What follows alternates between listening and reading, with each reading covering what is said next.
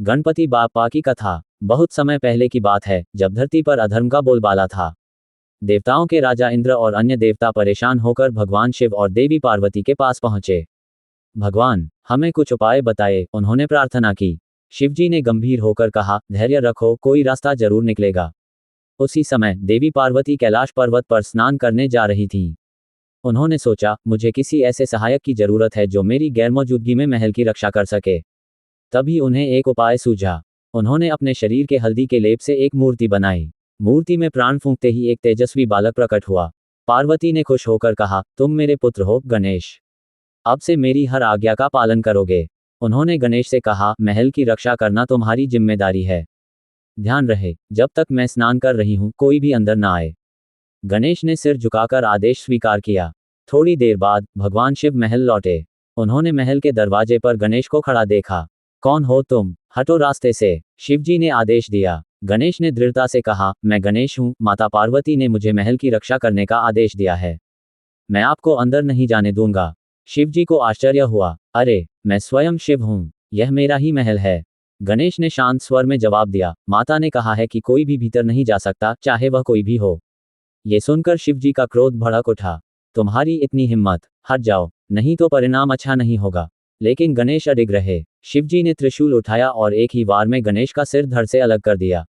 जैसे ही देवी पार्वती बाहर आई और गणेश को मृत देखा, उनका क्रोध 7वें आसमान पर पहुंच गया।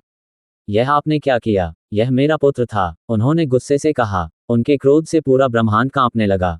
शिवजी को अपनी गलती का एहसास हुआ। पार्वती, मुझे क्षमा करें, मैं इसे ठीक करूंगा, उन्होंने वादा किया। शिवजी ने तुरंत अपने अनुचरों को आदेश दिया, दूर दूर तक जाओ और किसी जीवित प्राणी का सिर लेकर आओ, लेकिन ध्यान रहे, वह ऐसा हो जो अपने माता पिता का आदर करता हो। अनुचरों ने चारों ओर खोज की और एक हाथी का सिर लेकर लौटे। शिवजी ने उस सिर को गणेश के धड़ पर जोड़ा। फिर उन्होंने अपने दिव्य मंत्रों से उसे पुनर्जीवित किया। जैसे ही गणेश उठे, देवी पार्वती की आंखों में खुशी के आंसू आ गए। मेरे पुत्र, तुम फिर से जीवित हो गए। उन्होंने गणेश को गले लगाया। शिवजी ने घोषणा की, गणेश, आज से तुम विघ्नहर्ता कहलाओगे। कोई भी शुभ कार्य तब तक शुरू नहीं होगा जब तक तुम्हारी पूजा न हो। तुम गणों के अधिपति होगे। एक दिन गणेश जी एक ऋषि के आश्रम में गए। वहां एक विशाल मूषक चूहा उत्पात मचा रहा था। गणेश जी ने अपनी सूंड से उसे पकड़ा और डांट कर कहा, इतनी शरारत क्यों कर रहे हो? मूषक कांपने लगा। उसने विनम्रता से कहा, गणेश जी, मुझे क्षमा करें, मैं आपकी सेवा में रहना चाहता हूं। गणेश जी ने मुस्कुराते हुए कहा, ठीक है, अब से तुम मेरे वाहन बनोगे। तब से मूषक उनका वाहन बन गया। गणेश जी का जन्म भाद्रपद मास की शुक्ल पक्ष की चतुर्थी को हुआ था। इसी दिन गणेश चतुर्थी का पर्व मनाया जाता है। लोग उन्हें मोदक का भोग लगाते हैं और कहते हैं, गणपति बप्पा मोरया।